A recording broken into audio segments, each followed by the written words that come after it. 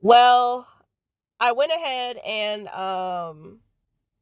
started showing improvement, and I want to say Christmas time rolled around, so I started getting stuff for my son, like Facebook Marketplace shopping, finding clearance sales, deals, all this stuff. Because another lovely side segue, living in California as a mil I don't know if I'm allowed to say, but like we're a military family and they don't do COLA here, which is cost of living allowance. So we're literally using our base pay to pay for all of our bills. And usually cost of living allowance offsets, like when they send you somewhere that's expensive, especially one of the most expensive states in America, usually they cover you like cost of living, like the differential, because they sent you out here in the first place. So they got to pay you enough to actually be able to live out here, but they ain't doing that out here. So that's why I was doing all these deals, because I'm like, my baby's going to have a good Christmas, even though we can't like afford to buy him the newest, greatest of everything.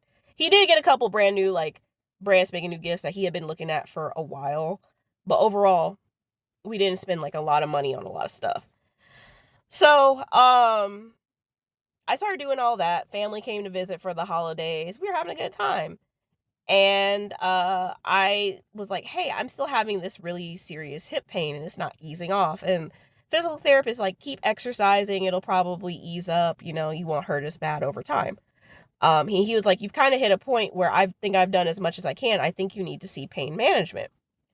Okay, cool. So I talked to my doctor. I'm like, hey, I need to see pain management. She gets me into pain management.